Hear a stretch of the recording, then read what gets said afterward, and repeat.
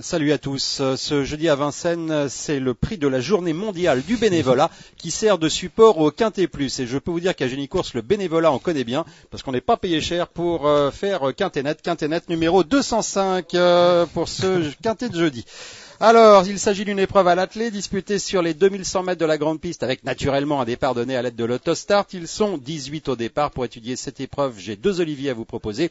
Olivier Pivin pour commencer. Salut Patrick, salut Kiki, salut à tous. Et donc Olivier Bro alias Kiki. Salut à tous, salut Patrick. Allez, on attaque Kiki justement avec l'As Lord des Bordes qui vient de se classer deuxième d'un Quintet Plus à Bordeaux derrière Farifan. Farifan c'est un bon cheval mais il a terminé loin derrière. Ouais, c'est vrai qu'il a terminé à plus d'une seconde. Farifan était pratiquement intouchable. Lord des Bordes a changé d'entraînement, il semble revenir vraiment à un très bon niveau. Il a surtout fait ses preuves sur les tracés demandant de la tenue, là sur une distance assez courte. J'espère que ça va marcher pour lui, mais bon, ça semble difficile avant le coup. Monsieur Pivin. Bah oui, c'est vrai, il a fait une bonne analyse lors des boards, un peu plus performant sur les parcours de tenue, là 2100 mètres. J'ai peur qu'il soit notamment pris de vitesse en partant, en plus avec ce numéro piège, ça me semble difficile, je l'ai classé au rang des regrets. Allez, le 2, c'est l'écu du Vernet. Il vient de nous assurer de sa forme en s'imposant dans le prix du Languedoc, mais c'était sur les 2700 mètres de la grande piste. On change de parcours. Voilà, bon, il a gagné la course de référence en devançant bon nombre de concurrents qu'il va retrouver sur son chemin ce jeudi. L'écu du Vernet, on le connaît bien. Ce sera probablement encore une fois tout ou rien avec lui, mais c'est vrai qu'il est redoutable déféré des quatre pieds. Il est capable d'aller devant, d'user ses adversaires au train. Moi, je lui vois encore une toute première chance ici. Il est pas meilleur sur les parcours de tenue. Ouais, je suis d'accord avec vous, Patrick. Je l'ai mis simplement en cinquième position de mon pronostic car j'ai peur justement qu'il s'élance assez lentement. Il devra ensuite contourner le peloton, mais il a tellement fait forte impression en dernier lieu qu'on est obligé quand même de le retenir. Alors le 3 c'est Express Road dans ce même prix du Languedoc, donc remporté par l'écu du Vernet. Il s'est classé 5e. Bel exploit parce qu'il faisait sa rentrée après 6 mois d'absence. Oui, le cheval nous a prouvé qu'il était vraiment extra physiquement en cette fin de saison. D'ailleurs, on vit certainement le prix des Nations en Italie comme d'habitude en cette fin d'année, un prix des Nations qui aura lieu fin décembre. Donc pour réaliser une bonne performance dans le prix des Nations, il faut être au top. Et là, je pense qu'il est vraiment bien. Donc une nouvelle fois à l'issue d'un parcours caché, il peut pourquoi pas venir chercher une place car c'est un cheval de classe. Ça sera quand même la fameuse deuxième course après une longue absence. Oui, puis même si la dernière fois c'était très bien, bon le cheval en tout cas n'avait rien fait du parcours, il est venu terminer dans une belle action, c'est vrai que c'était une belle note, mais bon lorsque les chevaux comme ça ne font pas vraiment d'efforts durant le parcours, c'est assez simple de terminer fort. En tout cas il sera sur sa distance, c'est vrai, Olivier l'a dit, il faut préparer le prix des Nations, donc il faut donner une vraie course avant l'objectif. Bon Express Road en Italie en tout cas il a quasiment tout gagné, donc c'est un concurrent de classe, on peut pas se permettre de l'écarter ici. On passe au numéro 4, le retour qui reste sur deux bonnes tentatives dans des quintets, Olivier Pivin, et qui va se plaire lui sur les 2100 mètres de la grande piste. Oui, lui il fait vraiment toutes les distances, 2100, 2007, et puis comme son nom l'indique, il est capable de retour vraiment tonitruant. Il est redoutable déféré des quatre pieds, alors pour la victoire, il a peu de marge, notamment face à quelques sérieux clients, mais pour les places en tout cas c'est une belle possibilité. Kiki. J'ai pris un risque, je l'ai écarté, c'est vrai qu'il finit toujours très très bien, mais je pense que dans cette épreuve, il n'a vraiment pas beaucoup de marge de manœuvre, il va falloir que ça se passe vraiment bien pour lui. Le numéro 4 certes, mais je pense pas que ce soit un débouleur d'enfer, donc voilà, bout de combinaison plutôt. Bout de combinaison. On passe au 5 Olivia Jet qui n'a pas été revu en compétition depuis son échec du 2 septembre dernier dans le Critérium des 5 ans. Et c'est dommage car c'est une concurrente de classe. Évidemment, ici face à des chevaux en pleine forme, eh bien, elle aura une tâche véritablement compliquée.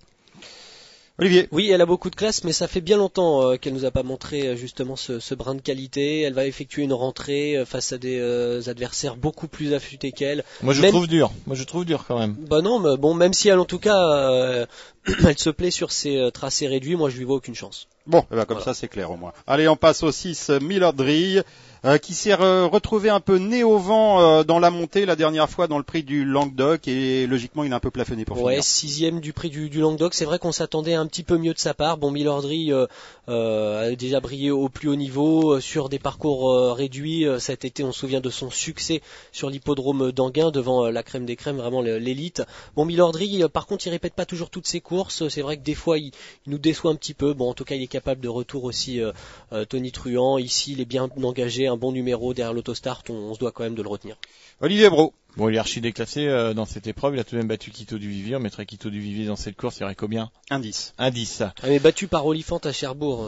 Oui, mais attention, c'est un toujours. cheval spécial et je peux même vous dire pourquoi il a pas fait sa course en dernier lieu. J'étais présent à Vincennes, il avait pas les œillères.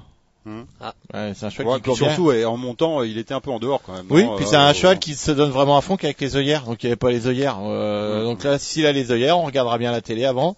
Mais il est capable d'une grande performance, même s'il est un peu barjot. C'est vrai qu'il est un peu fou ce cheval. Mais bon, au top, méfiance. Moi, je l'ai retenu très haut. Allez, on passe au 7 Mirage du Goutier. Alors celui-là, il est absent depuis 11 mois. Ça vous fait rire, ça? Je me suis fait chambrer parce qu'il est dans ma combinaison Mirage du Goutier. Vous voulez que je vous raconte pourquoi? Allez-y. Parce que j'étais au GNT, je l'ai touché. Oui. Je touché dans la C'est finale. sentimental alors. Ouais, voilà. Après, j'ai acheté beaucoup de vin, du bon vin. Ouais. J'en ai encore dans ma cave d'ailleurs. Allez au GNT, vous allez voir, vous allez vous régaler si vous touchez un bon cheval. Bon, je l'ai mis parce qu'il était annoncé des FR4. Dans le GNT, il avait créé une surprise. Mais bon, c'est prendre un gros risque. C'est le cœur qui a parlé surtout. Il a toujours pas dessoulé alors avec ce vin qu'il a pris parce que Mirage du Goutier. Il a du foie gras, on a bien mangé en même temps. Non mais Mirage du Goutier, soyez sérieux, il a pas couru depuis le 7 janvier 2007. Ça fait quasiment un an. Mon cœur qui parlait. C'est un super cheval. C'est vrai que l'engagement est bon, mais voilà, ici on attendra de le revoir.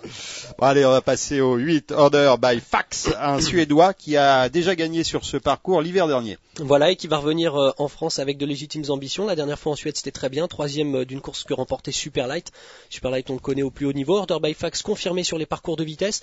Bon, par contre, il devra s'élancer en dehors. Et puis quand même, pour la victoire, je pense que ça me semble assez dur. Donc je l'envisagerai plutôt en bout de combinaison. Olivier Brault. Il a effectué une année mi-figue mi-raisin en Suède. Et là, il semble revenir en forme. Il n'est peut-être pas encore au top physiquement. Cette course va certainement lui servir de test. S'il avait tiré un bon numéro long de la corde, je l'aurais peut-être retenu.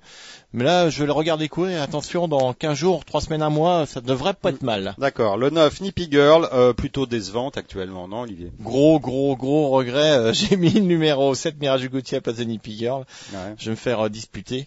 Mais Nippy Girl, défaire des postérieurs, c'est quelque chose. Elle est sur son parcours de prédilection. Elle a battu Nouba du Septel d'ailleurs sur ce parcours-là. Si on la défaire des postérieurs, c'est qu'il y a des raisons. Enfin, elle reste quand même sur 2 disqualifications. Ouais, mais faut pas en tenir compte. Elle a été très malheureuse lors de ses 2 dernières sorties.